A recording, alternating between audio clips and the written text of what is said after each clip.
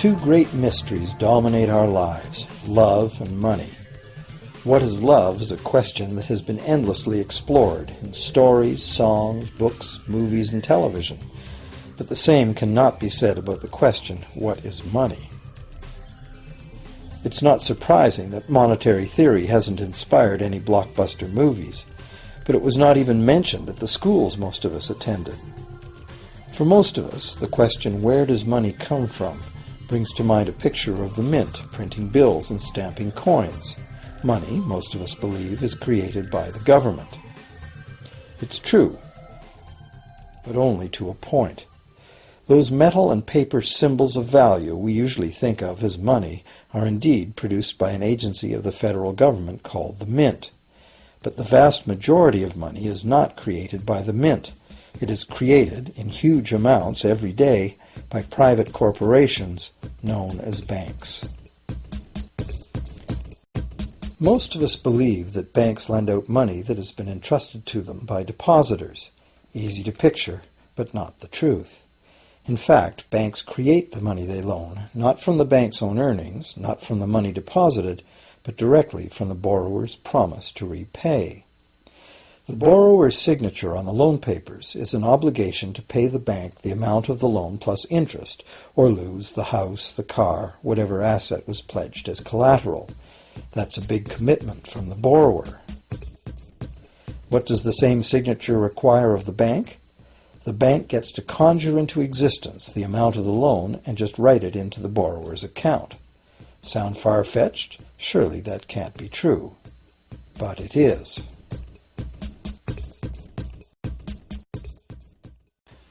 To demonstrate how this miracle of modern banking came about, consider this simple story, the goldsmith's tale. Once upon various times, pretty much anything was used as money. It just had to be portable, and enough people had to have faith that it could later be exchanged for things of real value, like food, clothing, and shelter. Shells, cocoa beans, pretty stones, even feathers have been used as money.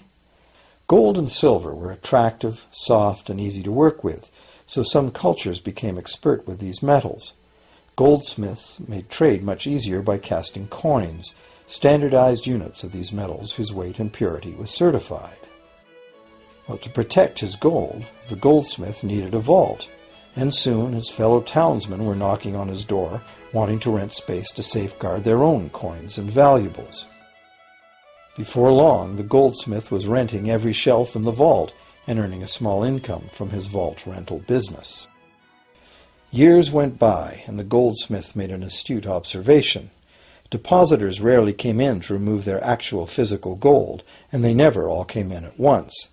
That was because the claim checks the goldsmith had written as receipts for the gold were being traded in the marketplace as if they were the gold itself. This paper money was far more convenient than heavy coins, and amounts could simply be written instead of laboriously counted one by one for each transaction. Meanwhile, the goldsmith had another business. He lent out his gold, charging interest. Well, as convenient claim check money came into acceptance, borrowers began asking for their loans in the form of these claim checks instead of the actual metal.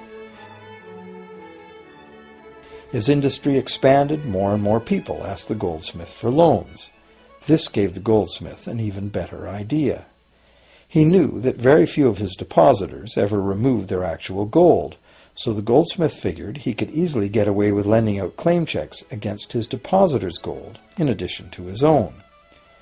As long as the loans were repaid, his depositors would be none the wiser and no worse off, and the goldsmith, now more banker than artisan, would make a far greater profit than he could by lending only his own gold. For years, the goldsmith secretly enjoyed a good income from the interest earned on everybody else's deposits.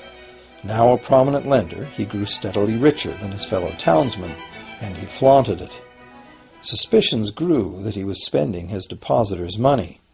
His depositors got together and threatened withdrawal of their gold if the goldsmith didn't come clean about his newfound wealth.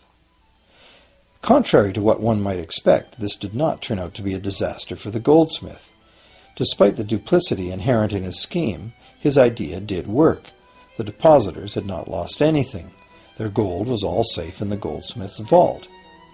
Well, rather than taking back their gold, the depositors demanded that the goldsmith, now their banker, cut them in by paying them a share of the interest. And that was the beginning of banking.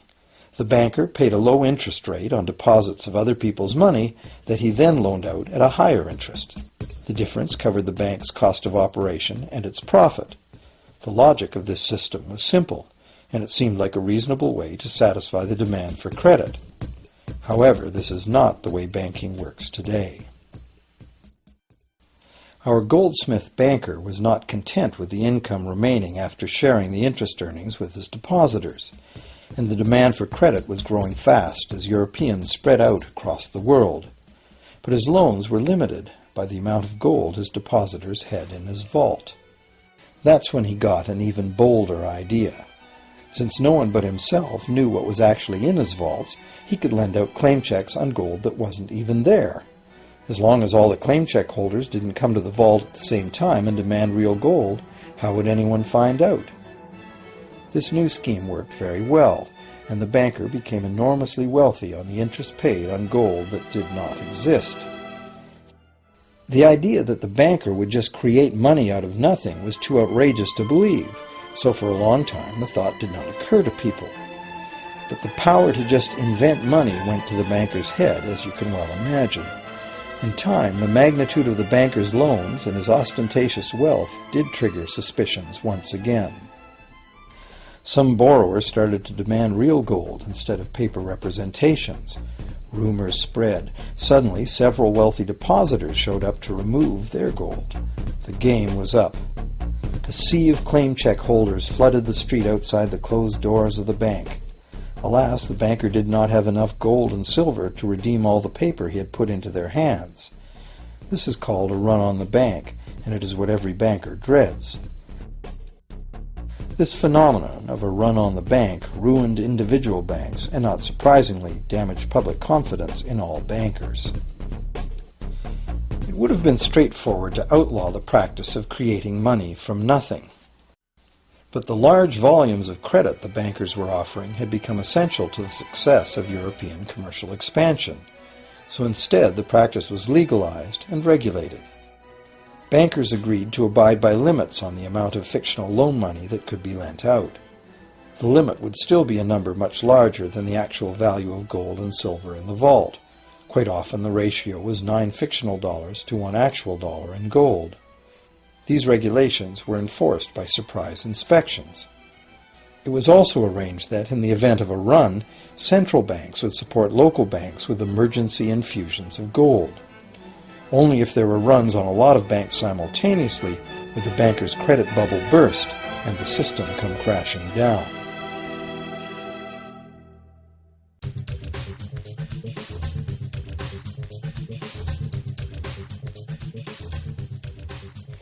Over the years, the fractional reserve system and its integrated network of banks backed by a central bank has become the dominant money system of the world.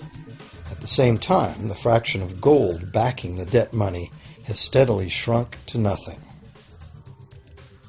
The basic nature of money has changed. In the past, a paper dollar was actually a receipt that could be redeemed for a fixed weight of gold or silver. In the present, a paper or digital dollar can only be redeemed for another paper or digital dollar. In the past, privately created bank credit existed only in the form of private banknotes, which people had the choice to refuse, just as we have the choice to refuse someone's private check today. In the present, privately created bank credit is legally convertible to government-issued fiat currency, the dollars, loonies, and pounds we habitually think of as money. Fiat currency is money created by government fiat or decree, and legal tender laws declare that citizens must accept this fiat money as payment for debt, or else the courts will not enforce the obligation. So now the question is, if governments and banks can both just create money, then how much money exists? In the past, the total amount of money in existence was limited to the actual physical quantities of whatever commodity was in use as money. For example, in order for new gold or silver money to be created, more gold or silver had to be found and dug out of the ground. In the present, money is literally created as debt. New money is created whenever anyone takes a loan from the bank. As a result, the total amount of money that can be created has only one real limit: the total level of debt.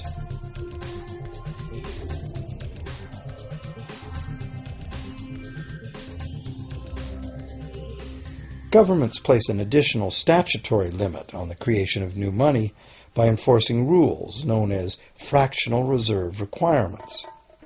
Essentially arbitrary, fractional reserve requirements vary from country to country and from time to time.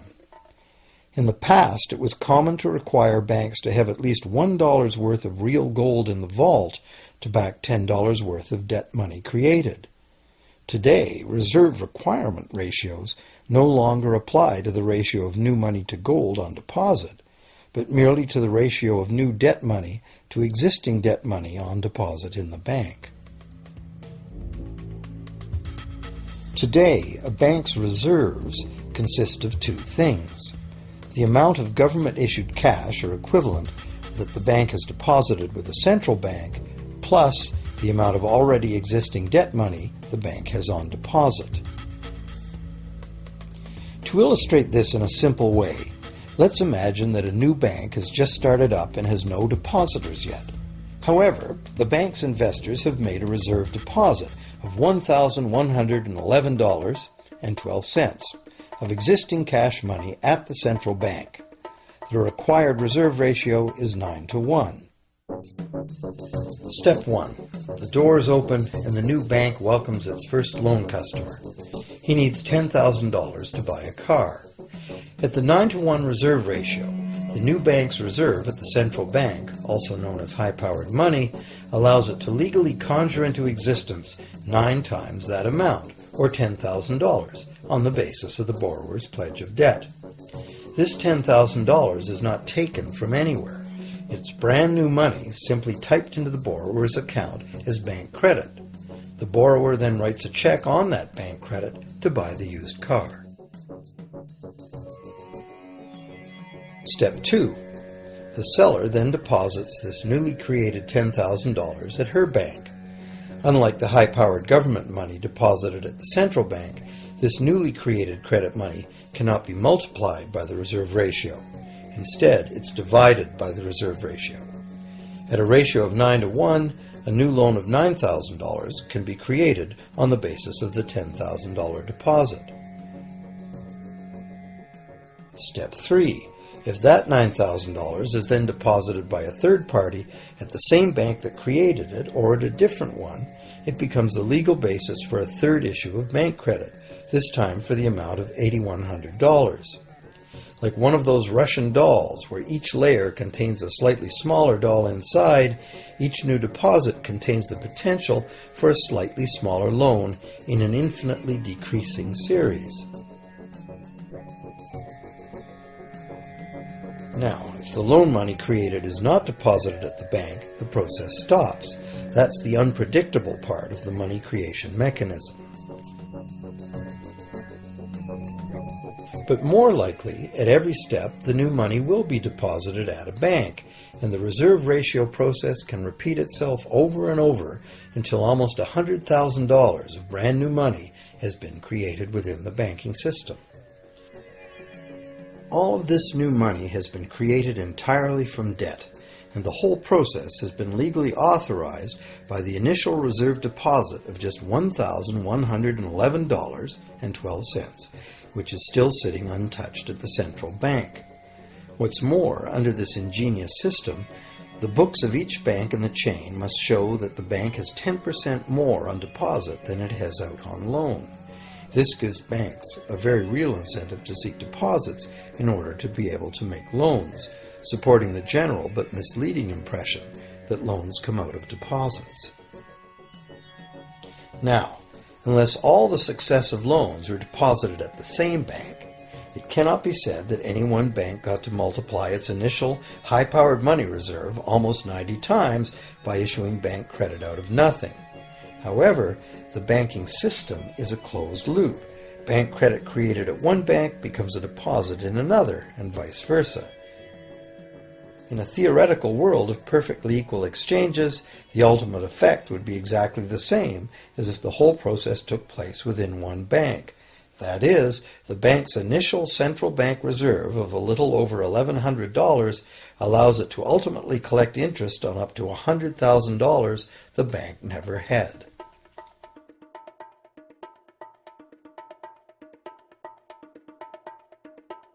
If that sounds ridiculous, try this. In recent decades, as a result of steady lobbying by the banks, the requirements to make a reserve deposit at the nation's central bank have all but disappeared in some countries, and actual reserve ratios can be much higher than 9-to-1. For some types of accounts, 20-to-1 and 30-to-1 ratios are common. And even more recently, by using loan fees to raise the required reserve from the borrower, banks have now found a way to circumvent reserve requirement limitations entirely. So, while the rules are complex, the common sense reality is actually quite simple. Banks can create as much money as we can borrow.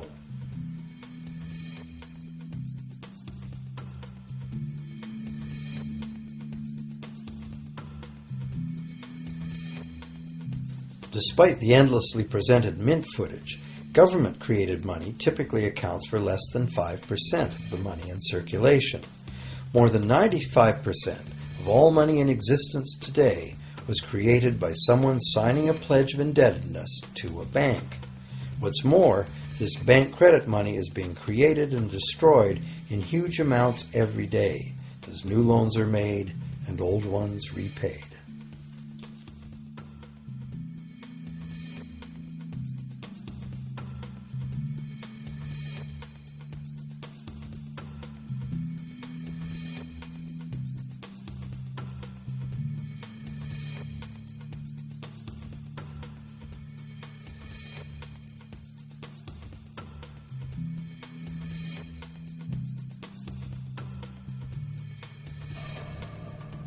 Banks can only practice this money system with the active cooperation of government.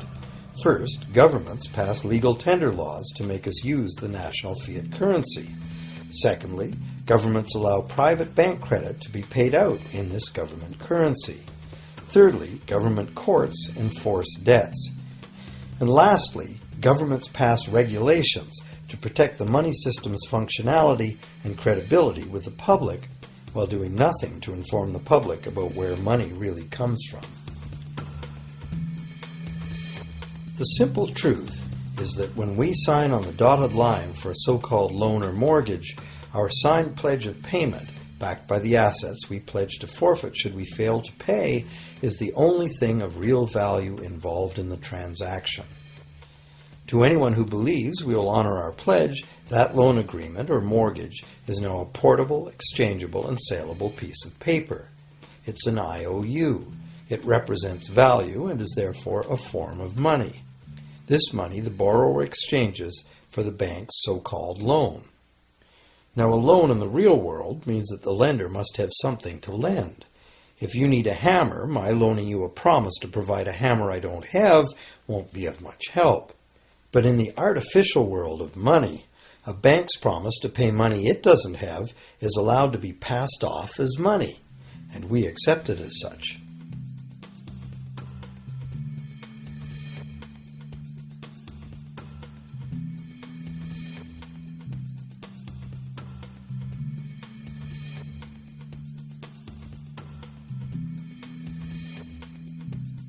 Once the borrower signs the pledge of debt, the bank then balances the transaction by creating, with a few keystrokes on a computer, a matching debt of the bank to the borrower.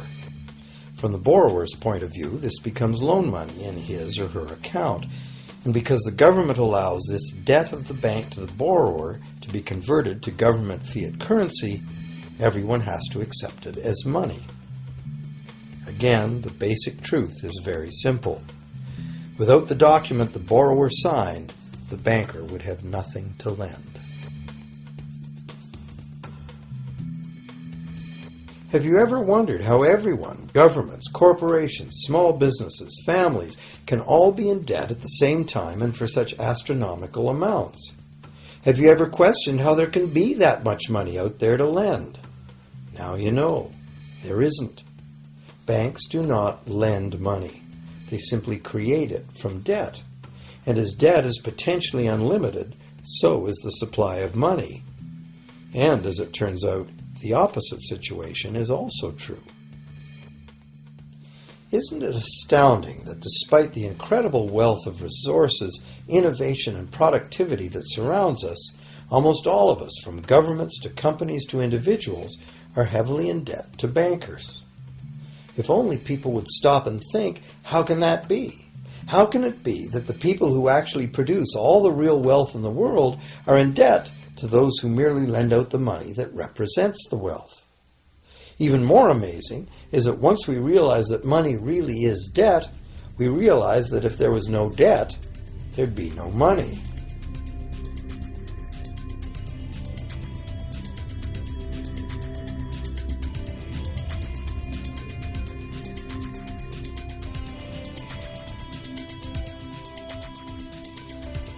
If this is news to you, you are not alone. Most people imagine that if all debts were paid off, the state of the economy would improve. It's certainly true on an individual level. Just as we have more money to spend when our loan payments are finished, we think that if everyone were out of debt, there would be more money to spend in general. But the truth is the exact opposite. There would be no money at all. There it is. We are totally dependent on continually renewed bank credit for there to be any money in existence. No loans, no money, which is what happened during the Great Depression. The money supply shrank drastically as the supply of loans dried up.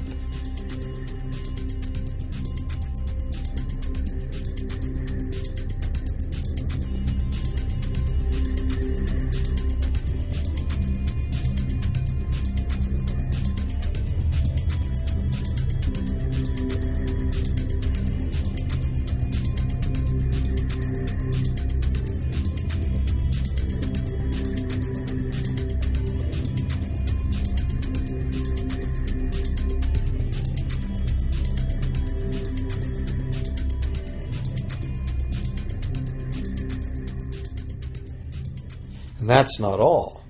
Banks create only the amount of the principal. They don't create the money to pay the interest. Where is that supposed to come from? The only place borrowers can go to obtain the money to pay interest is the general economy's overall money supply. But almost all that overall money supply has been created exactly the same way, as bank credit that has to be paid back with more than was created. So everywhere there are other borrowers in the same situation, frantically trying to obtain the money they need to pay back both principal and interest from a total money pool which contains only principal. It is clearly impossible for everyone to pay back the principal plus interest because the interest money doesn't exist. This can even be expressed by a simple mathematical formula. The big problem here is that for long-term loans, such as mortgages and government debt, the total interest far exceeds the principal. So unless a lot of extra money is created to pay the interest, it means a very high proportion of foreclosures and a non-functioning economy. To maintain a functional society, the rate of foreclosure needs to be low. And so, to accomplish this, more and more new debt money has to be created to satisfy today's demands for money to service the previous debt. But of course, this just makes the total debt bigger, and that means more interest must ultimately be paid, resulting in an ever-escalating and inescapable spiral of mounting indebtedness.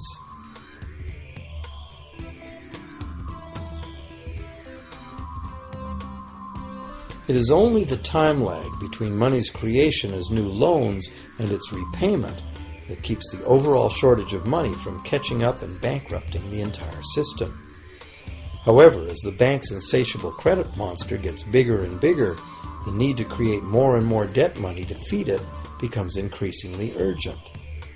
Why are interest rates so low? Why do we get unsolicited credit cards in the mail? Why is the U.S. government spending faster than ever? Could it be to stave off collapse of the entire monetary system? A rational person has to ask, can this really go on forever?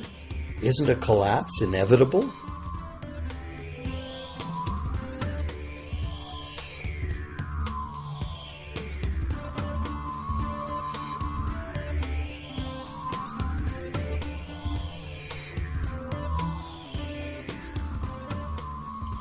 Money facilitates production and trade. As the money supply increases, money just becomes increasingly worthless unless the volume of production and trade in the real world grows by the same amount. Add to this the realization that when we hear that the economy is growing at 3% per year, it sounds like a constant rate, but it's not. This year's 3% represents more real goods and services than last year's 3% because it's 3% of the new total. Instead of a straight line, as is naturally visualized from the words, it is really an exponential curve getting steeper and steeper. The problem, of course, is that perpetual growth of the real economy requires perpetually escalating use of real-world resources and energy.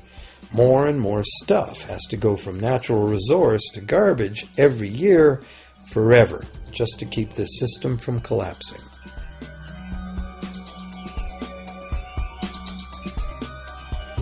What can we do about this downright scary situation? For one thing, we need a very different concept of money. It's time more people ask themselves and their governments 4 simple questions. Around the world, governments borrow money at interest from private banks. Government debt is a major component of total debt, and servicing that debt takes a big chunk of our taxes. Now we know that banks simply create the money they lend, and that governments have given them permission to do this. So the first question is, why do governments choose to borrow money from private banks at interest when government could create all the interest-free money it needs itself? And the second big question is, why create money as debt at all? Why not create money that circulates permanently and doesn't have to be perpetually reborrowed at interest in order to exist? The third question, how can a money system that can only function with perpetually accelerating growth be used to build a sustainable economy? Isn't it logical that perpetually accelerating growth and sustainability are incompatible? And finally, what is it about our current system that makes it totally dependent on perpetual growth? What needs to be changed to allow the creation of a sustainable economy?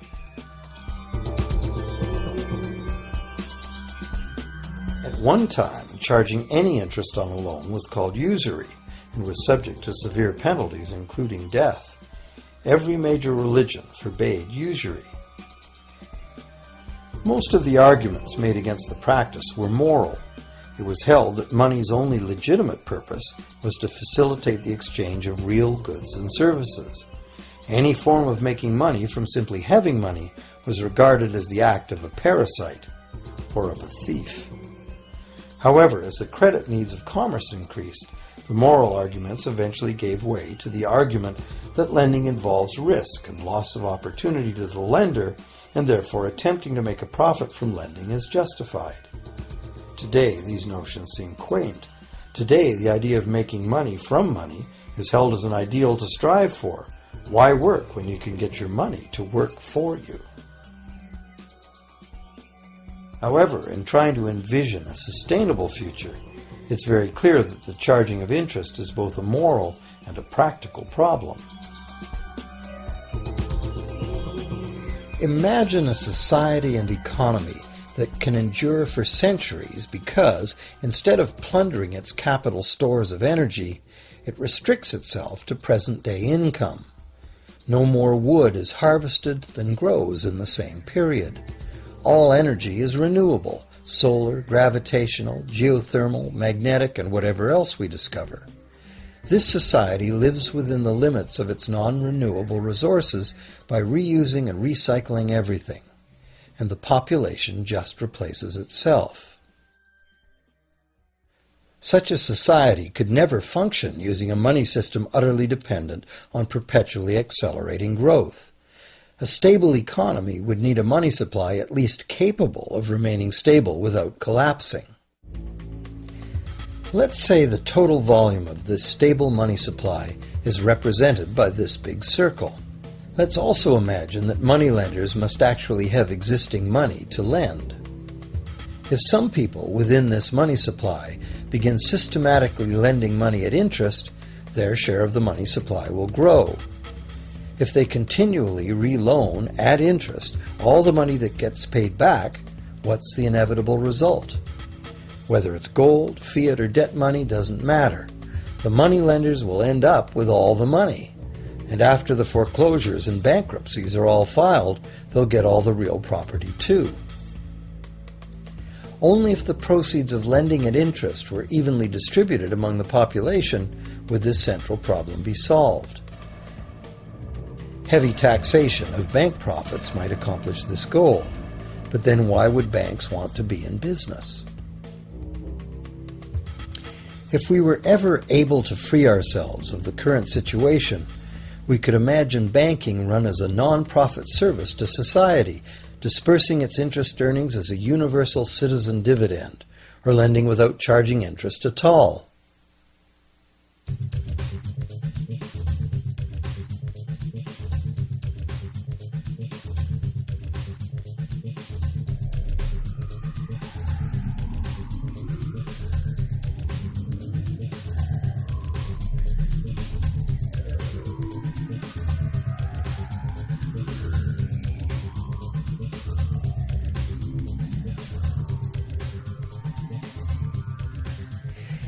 If it is the fundamental nature of the system that causes the problems, tinkering with the system cannot ever solve those problems.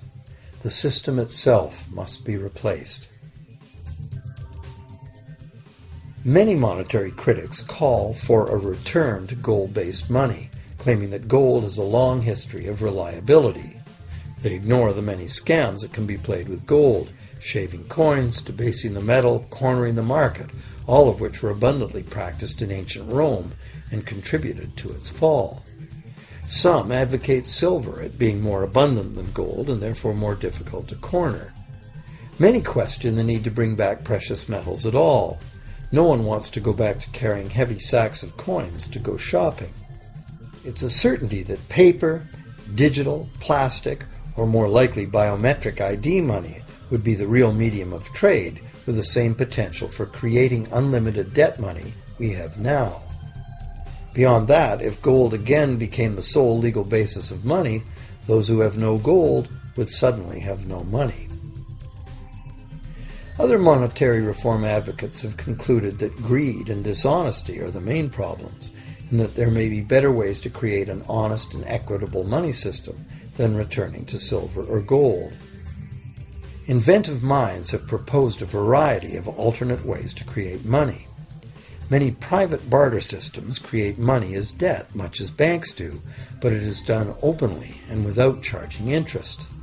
An example is a barter system in which debt is expressed as pledges of hours of work, all work being valued equally at a dollar figure that then allows hours to be equated with the dollar price of goods. This kind of money system can be set up by anyone who can devise a way to do the accounting and find willing and trustworthy participants. Setting up a local barter money system, even if it were little used now, would be prudent emergency planning for any community.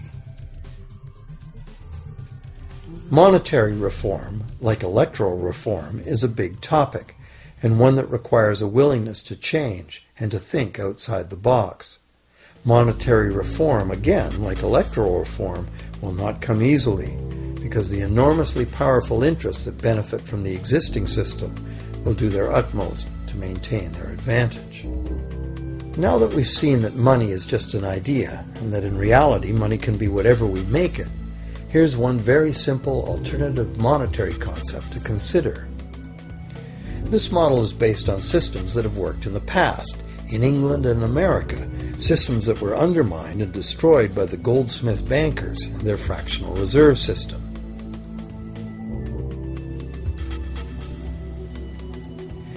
create an economy based on permanent interest-free money, money could simply be created and spent into the economy by the government, preferably on long-lasting infrastructure that facilitates the economy, such as roads, railroads, bridges, harbors, and public markets.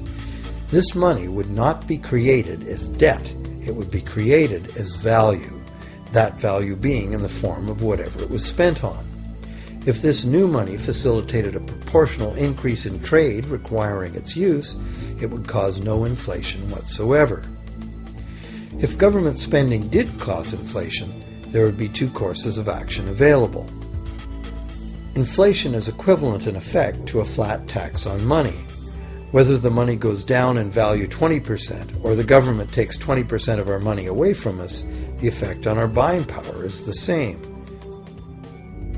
Viewed this way, inflation in place of taxation might be politically acceptable if well spent and kept within limits. Or government could choose to counter inflation by collecting tax monies that it then takes out of use, thus reducing the money supply and restoring its value. To control deflation, which is the phenomenon of falling wages and prices, the government would simply spend more money into existence. With no competing private debt money creation, governments would have more effective control of their nation's money supply. The public would know whom to blame if things went wrong. Governments would rise and fall on their ability to preserve the value of money.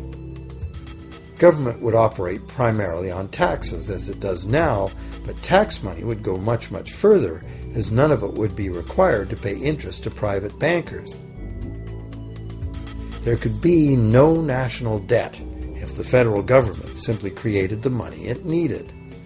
Our perpetual collective servitude to the banks through interest payments on government debt would be impossible.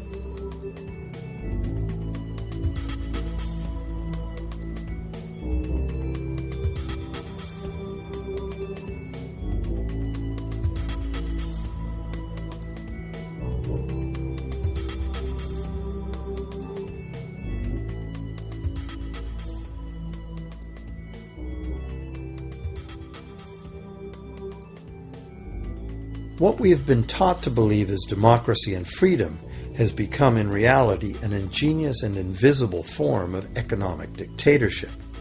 As long as our entire society remains utterly dependent on bank credit for its supply of money, bankers will be in the position to make the decisions on who gets the money they need and who doesn't.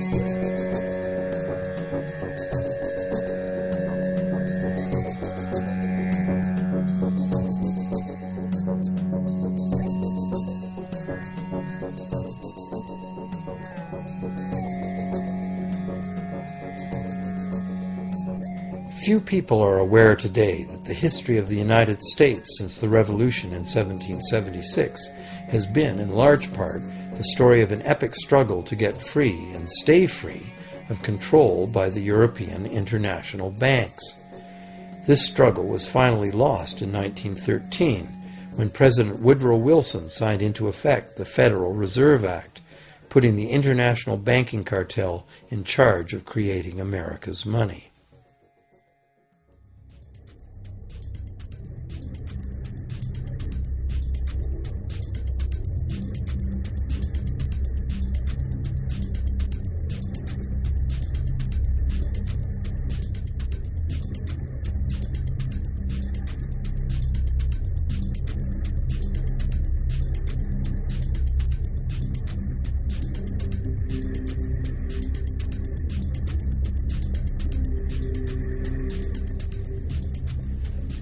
power of this system is deeply ingrained. So is the educational and media silence on the subject. Years ago, a Canadian Deputy Prime Minister surveyed scores of non-economists, both highly educated professionals and common-sense people on the street, and found that not one of them had an accurate understanding of how money is created. In fact, it's probably safe to say that most people, including the frontline employees of banks, have never given the matter a moment's thought. Have you?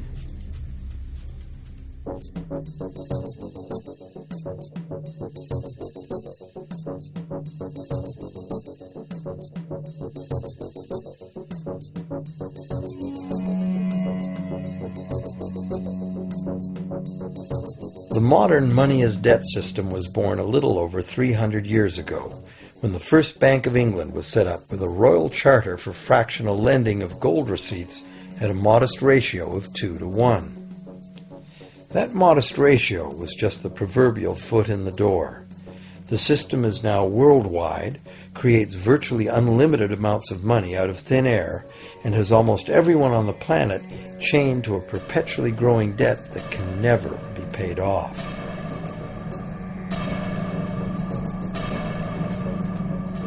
Could it have all happened by accident? Or is it a conspiracy? Obviously, something very big is at stake here.